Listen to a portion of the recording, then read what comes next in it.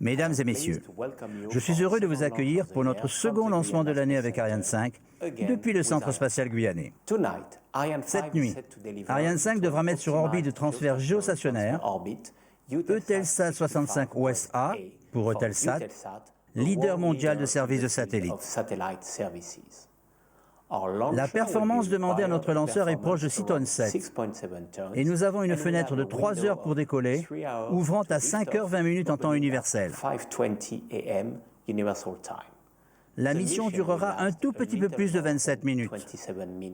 Je voudrais remercier très chaleureusement Eutelsat, dont à peu près la moitié de sa flotte aujourd'hui en orbite a été lancée par la famille de lanceurs Ariane. Fabriqué par Space Systems Loral, Eutelsat 65 West A sera le premier satellite d'Eutelsat à être positionné à 65 degrés ouest. Il fournira à l'Amérique latine une grande variété de services de télécommunications, incluant la télévision directe et l'accès à Internet grâce aux transpondeurs en bande C, KU et KA. Ariane Espace est particulièrement fier de délivrer la 31e mission pour Eutelsat et ainsi contribuer à son ambition de croissance via l'utilisation de sa nouvelle position orbitale à 65 degrés ouest. Mais notre 85e Ariane 5 est maintenant prête pour le lancement. Appréciez le spectacle.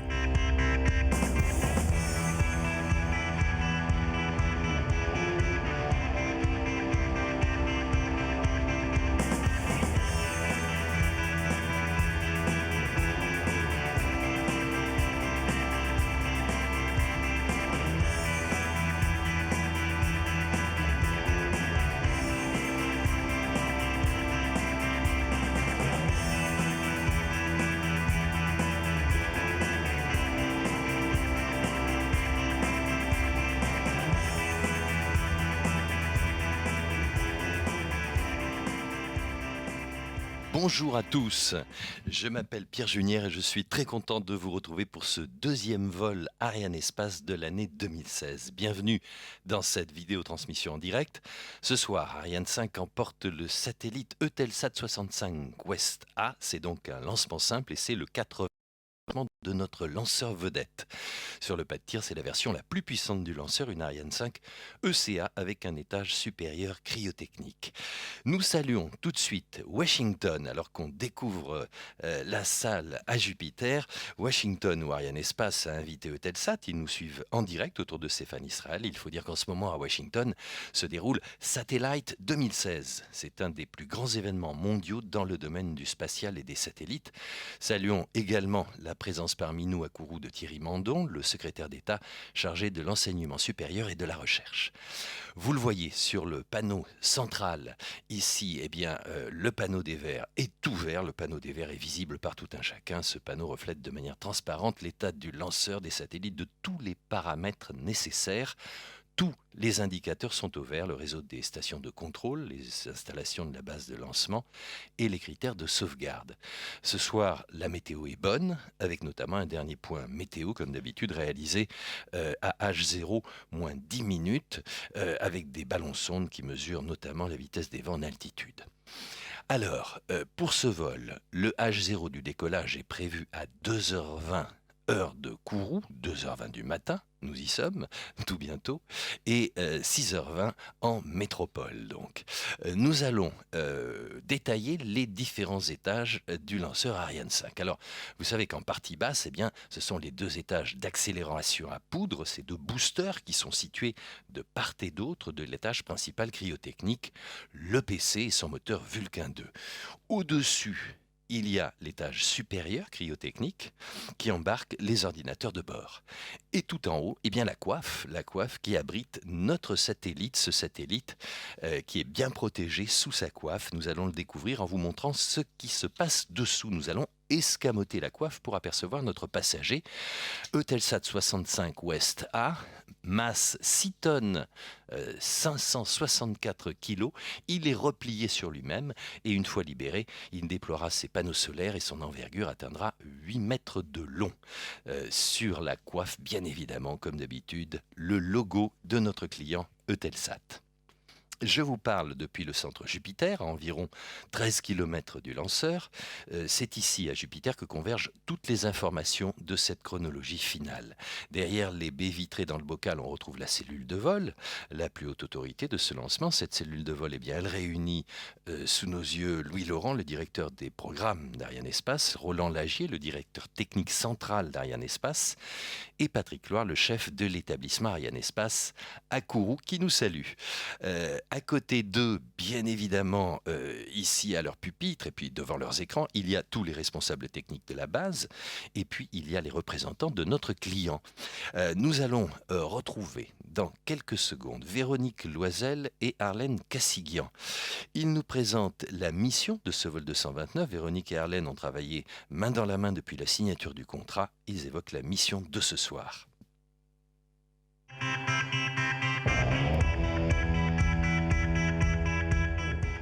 Ce soir est lancé Eutelsat 65 West A, le satellite le plus lourd jamais mis en orbite pour Eutelsat. Eutelsat 65 West A est un satellite tribande conçu pour les marchés latino-américains en pleine croissance. Le satellite offre une puissante couverture régionale en bande KU pour la diffusion croissante de télévision au Brésil, ainsi que la connectivité des entreprises de la région. Ce satellite ouvrira de nouveaux marchés à Eutelsat pour la diffusion et les services à haut débit au Brésil et dans toute l'Amérique latine. Cela inclut également la couverture bande C pour la contribution à la distribution vidéo continentale.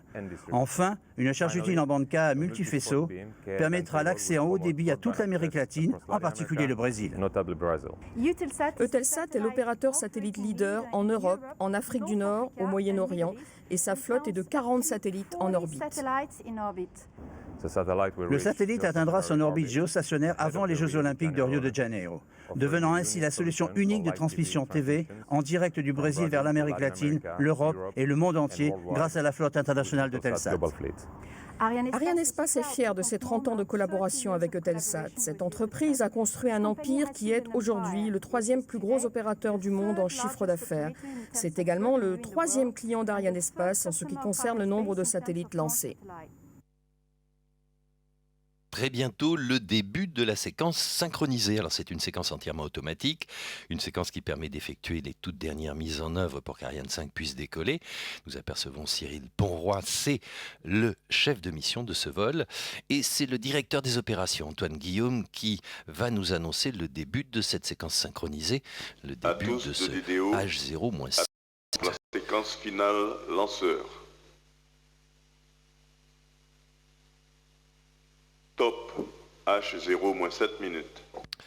Nous allons nous intéresser à la campagne de ce vol 229. Il y a, vous le savez, d'un côté une campagne lanceur pour préparer Ariane 5 et en parallèle, il y a une campagne satellite pour préparer Eutelsat 65 West A. Et puis il y a une dernière phase commune, le plan d'opération combiné. Un mois de campagne résumé en 2 minutes chrono.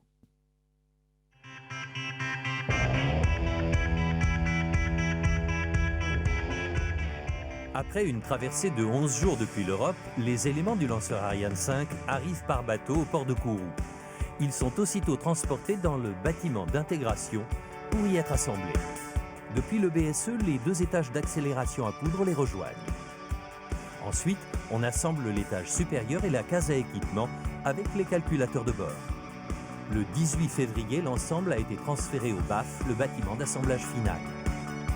Entre-temps, à quelques kilomètres de là, Eutelsat 65 West A été préparé dans l'environnement propre et sécurisé des salles blanches de l'ensemble de préparation des satellites. C'est là que les équipes déroulent de nombreux tests et opérations, notamment le remplissage des réservoirs avec des carburants spécifiques. Le satellite est ensuite transféré au bâtiment d'assemblage final pour être intégré sur le lanceur. La coiffe vient couvrir et protéger le passager d'Ariane 5. On appelle cet ensemble le composite supérieur.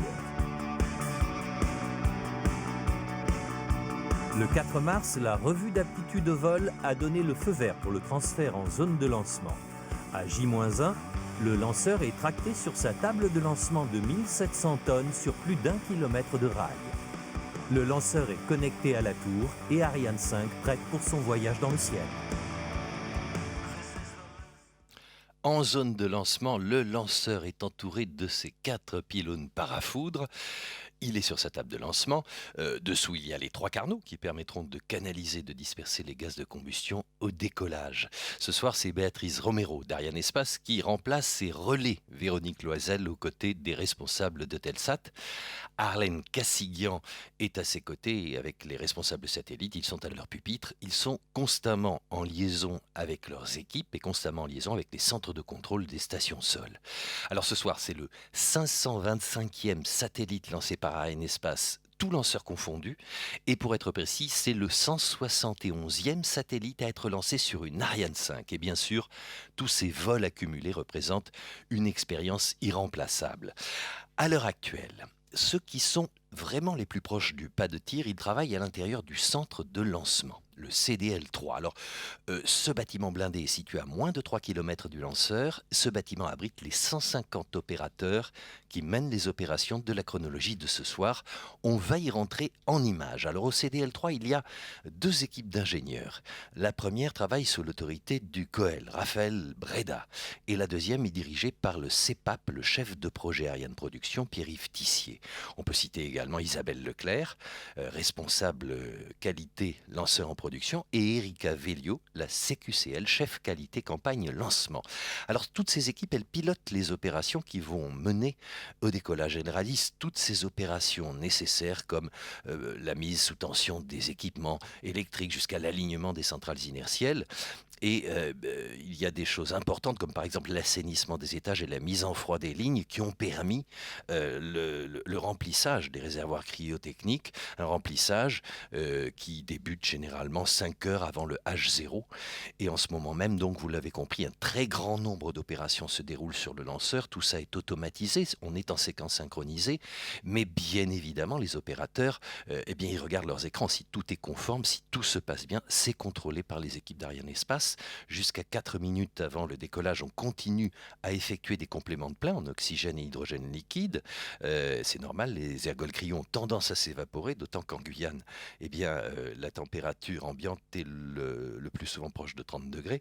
Et donc on peut évoquer d'ailleurs donc ces bras cryotechniques qui ravitaillent notamment l'étage supérieur, ces bras articulés de couleur jaune, on les aperçoit et ils supportent l'ison ombilicale qui assure le passage des ergols. Alors après, d'ailleurs, l'arrêt des compléments de plein à H0 moins 4 minutes, on a aussitôt commencé la pressurisation des réservoirs d'oxygène et d'hydrogène liquide. C'est indispensable, une pressurisation aux valeurs de vol. Alors, ces bras cryotechniques, voilà le gros plan. L'hydrogène liquide, il est à moins 253 degrés. À droite, l'hydrogène liquide à moins 183 degrés. Les 2 bras cryo vont se replier, se rétracter 7 secondes avant le H0, les plaques à clapper qui sont sous nos yeux seront larguées, les ombilicaux écartés pour laisser la voie libre au lanceur. Bref, quand vous verrez ces 2 bras qui se replient, c'est le signal visuel d'un décollage imminent. Signalons qu'au passage, on va donner tous les bonjours, tous les bonsoirs. Bonjour à tous ceux qui nous écoutent en Guyane, à Kourou, Cayenne, Sinnamary, à tous les industriels européens, ils sont nombreux, tous les industriels européens associés, bien sûr Airbus, Safran, Launchers. On va saluer également ceux qui suivent notre vidéotransmission à Washington à l'occasion du Salon Satellite 2016, le rendez-vous annuel incontournable du secteur spatial. Il y a là Rodolphe Belmer et Michel de Telsat et John Chevy de SS Loral. Ils interviendront en duplex à la fin de la mission. On écoute le DDO. Top, H0 moins 1 minute. Voilà, c'est parti pour la dernière minute du décompte final. Bonjour également au CNES, à Ariane Espace et à tous les internautes qui nous suivent dans le monde entier sur arianespace.com. Alors le décollage d'Ariane Espace, vous savez, c'est toujours un moment exceptionnel. Il faut dire que les lanceurs spatiaux ont révolutionné nos moyens de communication, la manière dont nous vivons et même la vision que nous avons de notre propre planète. Nous allons vous laisser profiter du spectacle et de cette magie, une magie toujours renouvelée, celle du décollage, et nous nous retrouvons dans 1 minute environ. À tout de suite.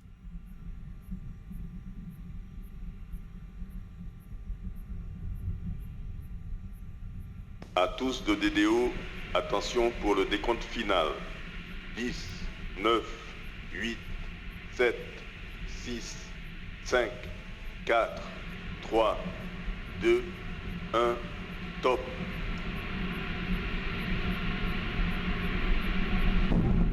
Allumage du Vulcain.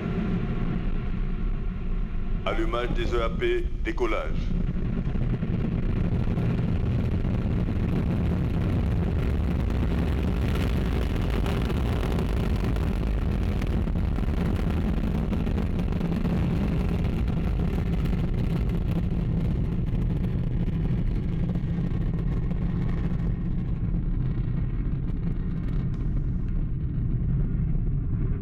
La propulsion est nominale, les paramètres bord sont nominaux. C'est nominal, tout va bien, Ariane 5 s'est envolée au-dessus d'un nuage de fumée, elle laisse sa traînée de feu dans le ciel, vous le voyez, et c'est la vitesse de ce sillage lumineux qui nous fait sentir toute la puissance, toute la vitesse d'Ariane 5. 180 décibels de puissance sonore qui vont arriver jusqu'ici, jusqu'à Jupiter. 55 mètres de haut pour 780 tonnes, c'est un monstre de puissance. Sous vos yeux, la star d'Arianespace, Ariane 5, le lanceur lourd européen devenu une référence mondiale, avec au compteur 70 tirs de rang, tous réussis, 70 succès d'affilée. Alors la force de propulsion d'une fusée, elle dépend du volume des gaz éjectés, de leur vitesse d'éjection. 1200 tonnes de poussée sont à l'œuvre en ce moment même. 90% de la puissance du lanceur provient des étages à poudre. Alors, à l'intérieur de ces deux boosters, une sorte de gomme, un mélange comburant-carburant. Chaque EAP consomme 2 tonnes de propergol solide, 2 tonnes de poudre par seconde. Ces EAP, eh bien, ils sont réalisés en Guyane française par Régulus et Europropulsion. Le lanceur envoie en permanence, vous le savez, des données pour qu'on puisse le situer. Et on continue avec ces images, effectivement, à pouvoir le suivre. La nuit est noire ici et on a la traînée lumineuse des gaz d'éjection d'Ariane 5. Nos caméras, vous voyez, sont dessus. Et on continue à la suivre le plus longtemps possible. Bientôt, on va se séparer des deux boosters. Ils auront consommé chacun leurs 240 tonnes de propergol solide.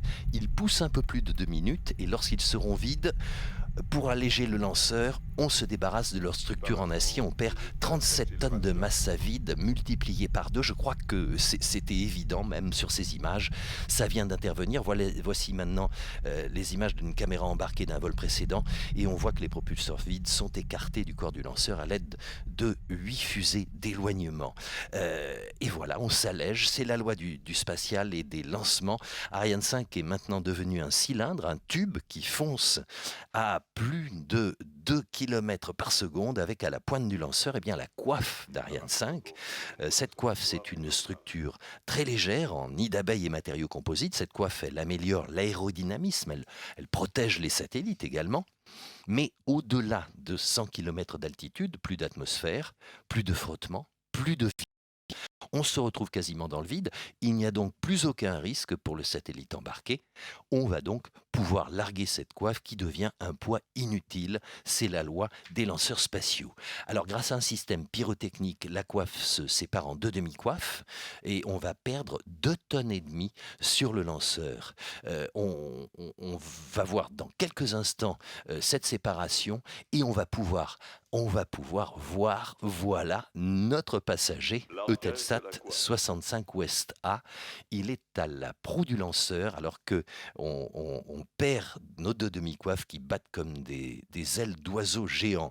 Alors c'est l'étage principal cryotechnique qui est maintenant seul en action, avec dans ses réservoirs en alliage d'aluminium de l'oxygène et de l'hydrogène liquide fabriqués en Guyane par Air Liquide Spatial Guyane. Ces 2 ergols, ils s'enflamment au travers du moteur Vulcain pour obtenir une poussée d'environ 110 tonnes. La vitesse d'éjection des gaz, 4000 mètres secondes, 4 km par seconde. Et oui, ce moteur est très gourmand. Chaque seconde qui s'écoule, l'étage principal consomme environ 760 litres d'ergol cryo, soit l'équivalent de 10 baignoires par seconde. Et oui, c'est impressionnant, car bien évidemment, on ne peut pas compter sur l'oxygène présent dans l'air. En effet, il n'y a pratiquement plus d'oxygène dans la thermosphère, au-delà de 100 km d'altitude, et donc cet étage principal emporte avec lui 148 tonnes d'oxygène liquide dans ses réservoirs. Après cette première partie de vol, les ordinateurs de bord vont optimiser en temps réel la trajectoire, car il s'agit de rejoindre une première étape. Cette première étape, c'est l'orbite EPC, l'orbite de l'étage principal cryo, qui est visée à la fin de la propulsion de l'étage principal. Vous le savez, ces images se déroulent au ralenti, mais ça va très vite. Vous voyez, on a déjà dépassé les 3 km par seconde. Et sur cette vue de notre planète bleue, eh bien, on voit tout le réseau des stations sol. Galliot, c'est au CSG, Natal au Brésil, Ascension au milieu de l'Atlantique et Libreville sur la côte ouest de l'Afrique. C'est ces stations sol qui récupéreront les données que le lanceur envoie automatiquement. Nous reviendrons régulièrement sur ces magnifiques images 3D et il faut le préciser, elles suivent fidèlement le programme de vol. Elles sont conformes à ce qui se passe très, très haut maintenant au-dessus de nos têtes. Alors, grâce à son programme de vol, eh bien, Ariane 5 se guide elle-même dans le ciel avec ses 2 calculateurs de bord qui comparent constamment en fait la trajectoire idéale avec la trajectoire réelle. Comme vous le voyez en haut à droite sur vos écrans, il y a une courbe de vol prévisionnelle, c'est la courbe parfaite. Et puis il y a un petit point qui se déplace, c'est la position réelle d'Ariane 5 dans le ciel. Et pour l'instant, eh bien, tout concorde parfaitement. Alors, ces calculateurs effectuent effectivement des corrections nécessaires au fur et à mesure en orientant les moteurs en conséquence. Tout se passe très bien pour ce début de vol,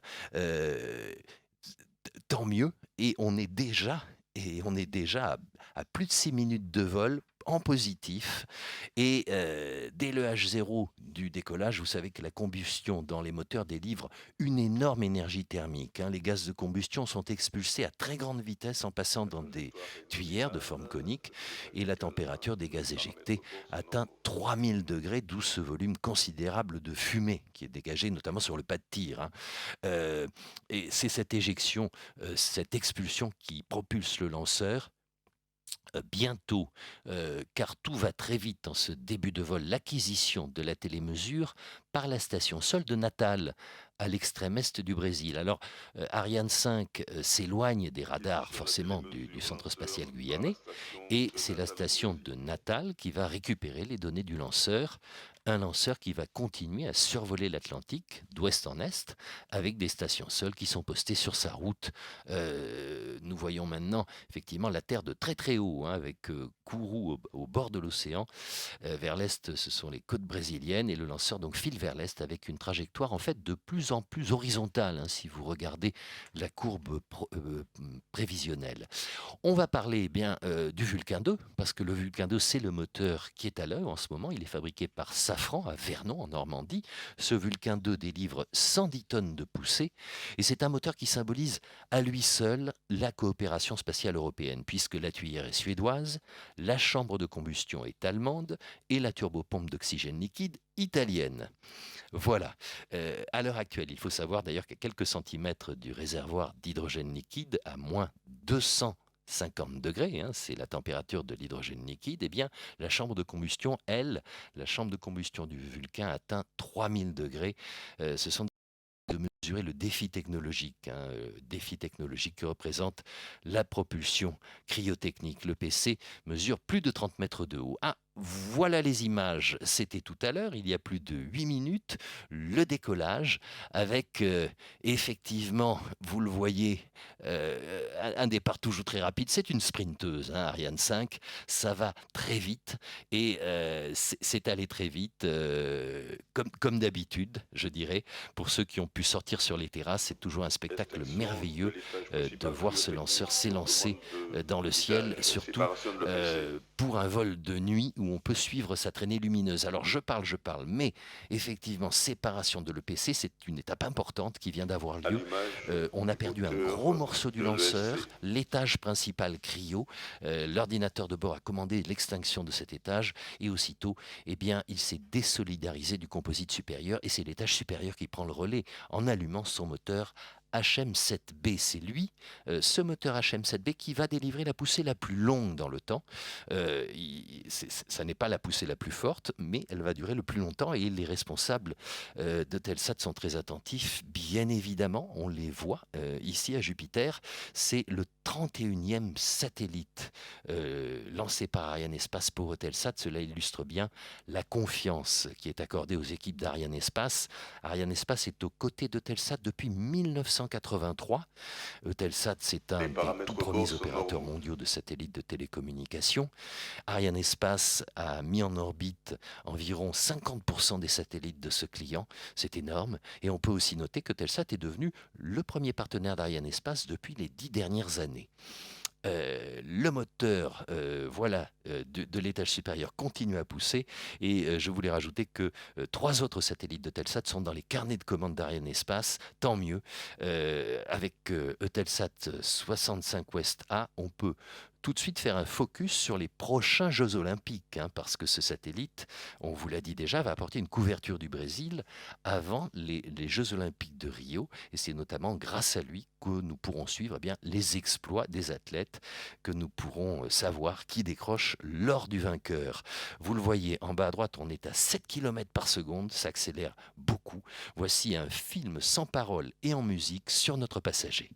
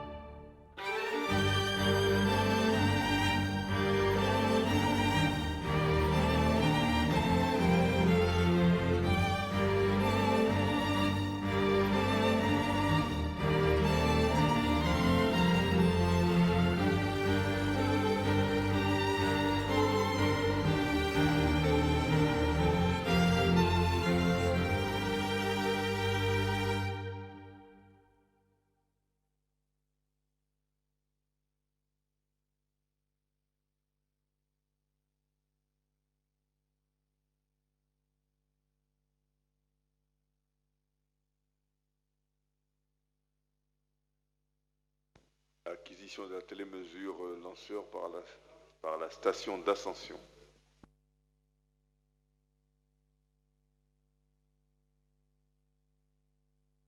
Nous recevons cette nuit la visite de Thierry Mandon, le secrétaire d'État chargé de l'enseignement supérieur et de la recherche. Il va pouvoir mieux découvrir le Centre spatial guyanais, sans doute la base la plus moderne du monde, avec à ses côtés Jean-Yves Le Gall, le président du CNES, et Gaëlle Winters, le directeur des lanceurs à l'Agence spatiale européenne. Alors, on aurait effectivement, je le disais, on aurait envie d'être tout là-haut avec Ariane 5 pour pouvoir contempler ce spectacle magnifique. Alors, c'est la nuit dans l'espace autour d'Ariane 5, mais en allant vers l'est du Soleil, qui sera très important pour les panneaux solaires et les batteries de notre passager. Alors, c'est maintenant la station d'Ascension, on l'a vu, ça a été annoncé, au milieu de l'océan Atlantique, qui reçoit les données de télémesure d'Ariane 5.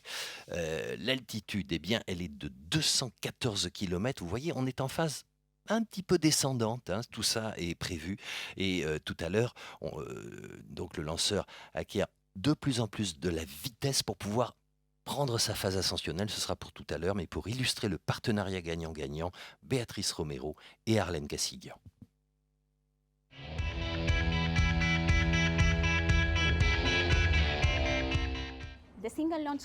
La configuration en lancement simple d'Eutelsat 65 West A a été décidée il y a seulement quelques mois. Suite à cela, le satellite, le lanceur et la base de lancement sont prêts. Arlène, que pouvez-vous nous dire de cette dernière partie de la préparation, la campagne de lancement ? Une campagne de lancement est toujours un défi. Celle-ci a été particulièrement intense car nous avons décidé de l'accélérer pour répondre aux besoins du client, être prêt pour les Jeux Olympiques de Rio de Janeiro. SSL, Arianespace, le CSG et Eutelsat ont travaillé étroitement en équipe pour tenir le calendrier de cette campagne. Depuis le 5 février, date d'arrivée du satellite en Guyane, toutes les équipes poursuivent cet objectif commun pour que le lancement d'aujourd'hui soit une réussite. C'est le 31e satellite pour lequel vous nous faites confiance. Est-ce que la qualité de la relation entre les équipes opérationnelles a contribué à ce succès ? Cette longue histoire d'interaction entre les équipes opérationnelles des deux entreprises est essentielle pour la bonne exécution de la campagne. Sans cette coopération de longue date, nous n'aurions pas pu adapter aussi rapidement la configuration pour lancer Eutelsat 65 West A en configuration simple. Ce sera en effet le 31e satellite Eutelsat lancé par Arianespace. Depuis 15 ans, nous avons effectué plus de lancements avec Ariane 5 que tous les autres opérateurs. Nous avons 3 lancements supplémentaires au manifeste Ariane, dont un attribué au premier satellite européen entièrement électrique, et nous sommes candidats pour le premier vol commercial d'Ariane 6 en 2020. Les équipes opérationnelles se font confiance et se comprennent. Nous n'en serions pas là aujourd'hui si tel n'était pas le cas. Merci Arlène. Voilà, eh bien, ce sont les hommes et les femmes qui travaillent ensemble sur le terrain qui en parlent le mieux des lancements. Ce satellite contient une charge utile multifaisceau pour le haut débit en Amérique latine et ses services s'étendront aussi à toute la Guyane française. Ben oui, la Guyane représente une cible commerciale pour Eutelsat, tant mieux pour la connectivité et les possibilités numériques qui vont grossir l'offre pour ce département d'outre-mer qui est le lieu d'accueil du port spatial de l'Europe.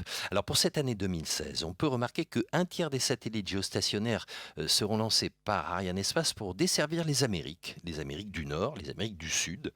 Et en 2016, donc sur 12 satellites géostationnaires, eh bien 4 lancements de satellites vont couvrir les Amériques. Intelsat 29, ça c'est déjà lancé.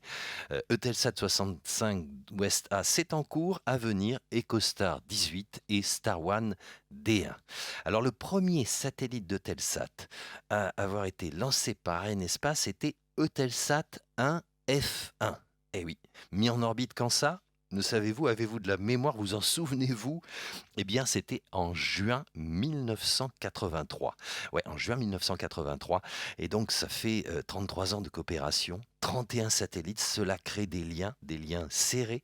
Et donc, eh bien, on va vous montrer dans quelques instants un film, l'album de ces années de partenariat et de succès entre Eutelsat et Arianespace, alors que tout se passe bien pour notre lanceur, avec l'étage supérieur cryotechnique qui continue à pousser, avec le satellite bien accroché.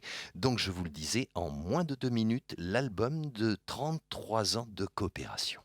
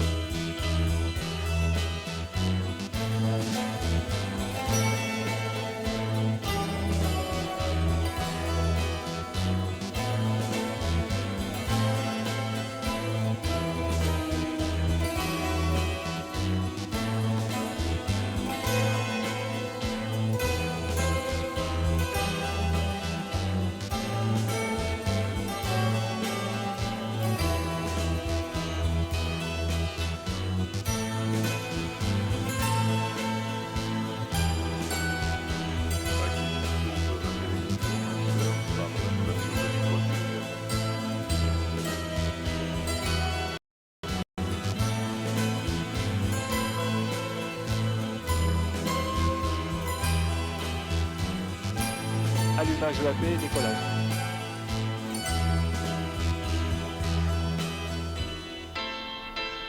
And then you see like a bouquet of satellites, which again is the artist's view of many launches and a very long-standing collaboration.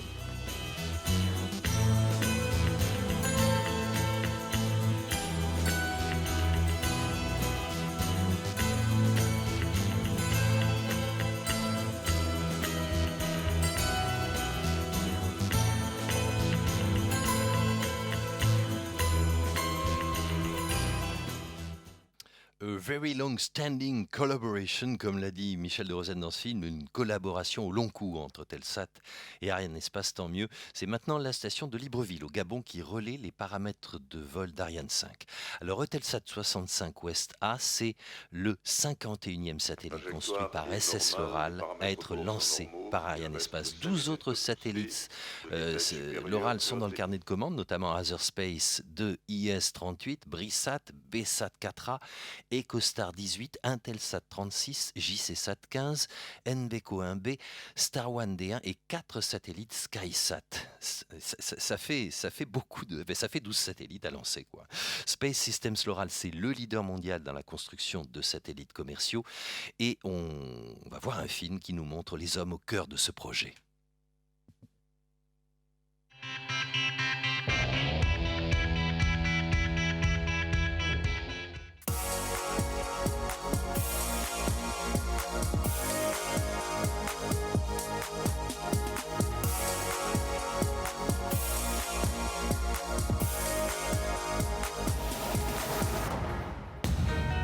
It takes a skilled and experienced team of people working closely together to design and build a high-performance satellite like Eutelsat 65 West A. SSL and Eutelsat engineers, managers, and technicians brought a strong focus and commitment to the satellite program that helped to make it a success. My name is Arlen Cassiglian. I am the Director of US Program at the Technical Directorate in Eutelsat. I had a team of spacecraft engineers that include my Paris-based colleagues, Vijay and Pierre, that are my relay at the headquarters. Our team has been in charge of this program for more than 2.5 years right now. Since the signature of the contract with SSL in mid-2013, the deadline of the Rio Olympics have been a goal for us, as the satellite will serve Brazil and it will help broadcasters to get image of the games around the world. As the program manager on the Eutelsat 65WA program, I am the primary interface between our customer Eutelsat and SSL. I'm there for them and I'm always available for them, and I make sure that their interests are represented on the program and within the factory. I'm Vijay Thacker. I'm the systems manager for the Eutelsat 65 West A satellite program, based here in Paris at the Eutelsat headquarters. I've been here for 15 years. My main role is to manage the interfaces between the different aspects of the subsystems on the ground with the satellite and with the launcher. The technical aspects and also the people aspects, managing the interfaces between my team here in Paris and the Space Systems Loral team based in Palo Alto. This is the second satellite that SSL is building for Eutelsat. So we enter into this program with a good mutual understanding that has developed as the program has progressed. The level of trust has helped us to materialize some new ideas. For example, the way we tested the satellite in acoustic testing was an innovative experience. We have a very complicated satellite program and we have to get it right first time. Our satellites spend their working life in space, 40,000 kilometers away, and we don't have the option, as we have when you buy a car, that if it goes wrong, you can bring it back to the garage, get it fixed and send it back out on the road. That's not a choice for us. We have to get it right first time. I like to think that besides being a business, what we do will allow us to shape people's life and make them better to some extent, allowing them to communicate in new and different ways every day. The success of the satellite is a result of many long hours of hard work. SSL would like to thank the many engineers, technicians, and managers who made a commitment to building an exceptional satellite.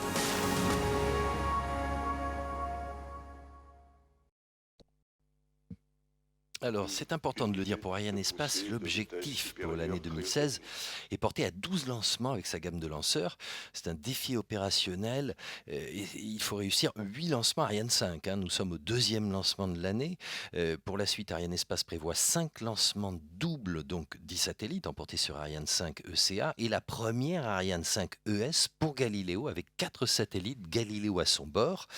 À noter pour l'instant le record de cadence, pour Ariane 5, il date de 2012 avec 7 lancements dans l'année civile. Et là, on vise 8. Alors, avec l'annonce toute récente du lancement Soyuz Galileo, la cadence de lancement donc visée passe à 12 lancements pour 2016. Je récapitule, 8 Ariane 5, 2 Soyuz, 2 Vega, un programme véritablement impressionnant avec un record à la clé. Alors, retour au vol. Lorsque le lanceur aura atteint son point d'injection sur son orbite finale, le guidage va éteindre le moteur et les manœuvres de la phase balistique vont pouvoir commencer. Voilà, c'est fait, vous le voyez, il n'y a plus de panache de fumée. Le moteur HM7B ne propulse plus. Fin de la phase propulsée, début de la phase balistique. La phase balistique, eh bien, elle va permettre de contrôler la position, l'attitude d'Ariane 5 afin de pouvoir séparer le satellite dans les conditions prévues et bien sûr arriver à les libérer sur leur point d'injection avec le maximum de précision, c'est très important.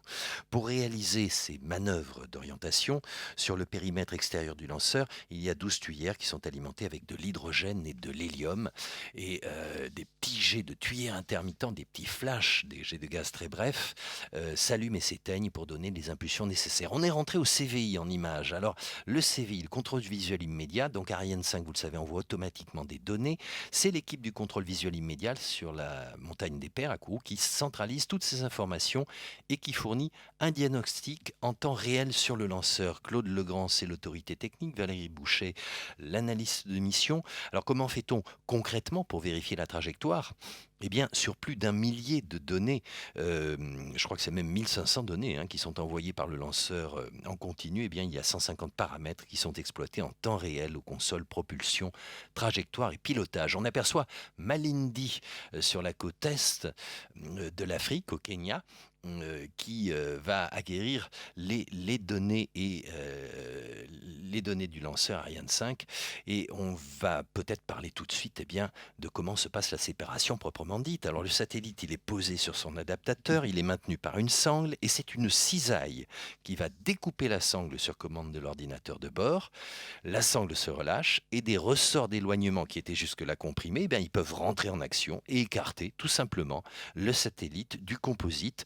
Le satellite qui, dès sa séparation, va passer sous le contrôle d'une station sol et ensuite, pendant plusieurs jours, le système de propulsion augmentera le périgée jusqu'à l'altitude GTO, l'altitude géostationnaire. GTO, c'est transfert et GEO, c'est géostationnaire. Donc, cette altitude, c'est très précisément 35 786 km d'altitude, très très haut, au-dessus de nos têtes. Et puis, après séparation, les panneaux solaires seront déployés, il y aura des poussées des moteurs d'apogée pour rejoindre l'orbite définitive où on commencera une série de tests. Voilà, c'est fait. Je crois que c'est annoncé du côté du DDO, c'est fait. Voilà, le satellite Eutelsat 65 West A vient d'être séparé du lanceur. Sa vie en orbite vient de commencer. Nos clients sont très contents, bien évidemment. 71e succès d'affilée pour Ariane 5 depuis 2002.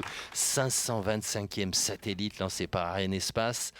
274e mission des lanceurs de la famille Arianespace.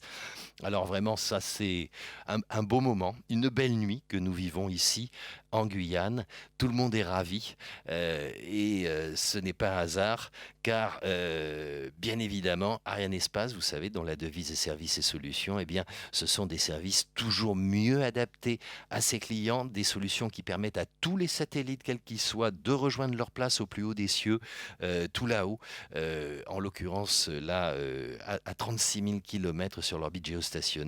Joie à Jupiter, deuxième succès d'Ariane 5 pour l'année 2016. L'année démarre bien et comme je vous le disais tout à l'heure, elle pourrait bien être exceptionnelle cette année.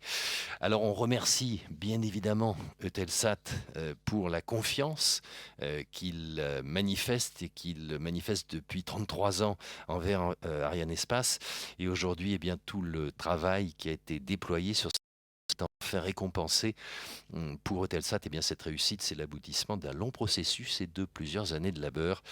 Et maintenant, il va falloir prendre en charge ce satellite avec les équipes sol. Ça a déjà commencé. Et les équipes d'Arianespace, elles aussi, elles viennent une nouvelle fois de démontrer tout leur savoir-faire et cette excellence qui est reconnue maintenant dans le monde entier, une excellence illustrée par le copieux carnet de commandes d'Arianespace. C'est un succès complet ce soir. Béatrice Romero, voilà, embrasse ses clients, c'est bien normal. Ils travaillent ensemble depuis longtemps et ils sont heureux que tout ça se termine très bien. Belle soirée ici en Guyane, partagée, je l'espère, par tous ceux qui nous suivent depuis Washington et l'Europe. Arianespace est bien la référence du transport spatial commercial dans le monde. Et voilà, le DDO, eh bien aussi, il est à la fête, c'est normal. Tout le monde est ravi. Il est tard ici en Guyane, il est tôt en métropole, si vous nous suivez.